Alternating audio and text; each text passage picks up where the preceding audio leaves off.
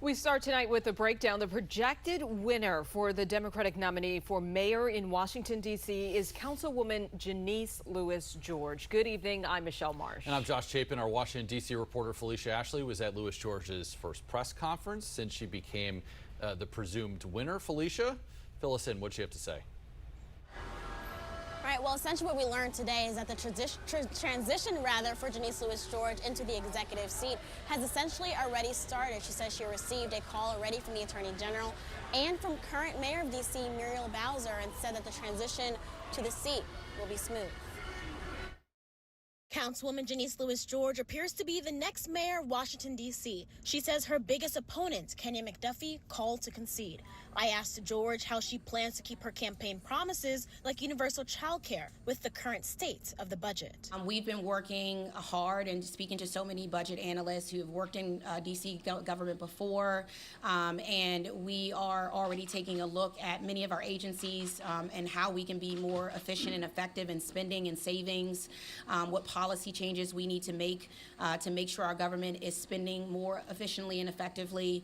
I think it's just so critical where the government is right now and our bond rating. Those things have to be preserved. The last time we lost our autonomy, it was because our finances were not where they need to be. And so what I want to be clear to people is that I am going to be prudent and thoughtful and strategic about our city funding and budget, and also be innovative and thoughtful about how we continue to grow our city's budget in a way. And one of the best things we can do is make this city affordable. I also asked about the Office of Campaign Finance investigation into her campaign.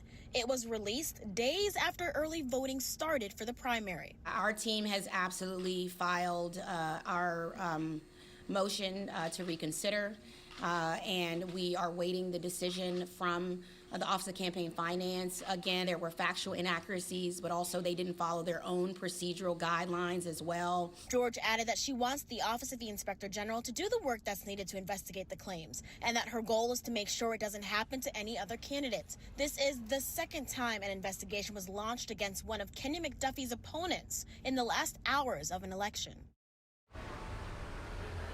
George was asked why she feels she had such a lead in this election, and she said she feels it's because she listened to voters. She said that voters are tired of hearing what the government cannot do, and they want to see and know what the government can and will do. On top of that, she said she never felt entitled to the seat, but she knocked on more than 200,000 doors to earn it. Back to you.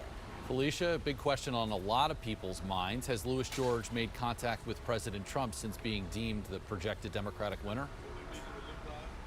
Right, well, that's one of the questions she was also asked today, and she emphasized that there is still the general election in the fall, right? So up until then, and even up until January, Mayor Muriel Bowser represents this city, and she says essentially when it comes to the president, that's still Bowser's domain. But she said if the president is open to a call and conversation, she is open to it, and she emphasized the fact that she will work with the president on things that benefit the district. Now reporting live from Northwest D.C., Felicia Ashley, 7 News. Felicia, thank you. Just a couple of hours ago, the Associated Press called another race in the district. Elisa Silverman is now the projected winner of the independent at-large special election. The former city council member received 55% of the votes. Once D.C. certifies the results, Silverman's term will last until January. Then you will see her back on the ballot for the November general election.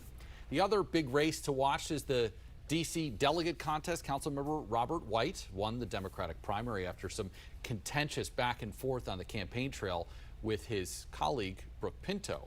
White will face Republican challenger Denise Rosado in the general election this November.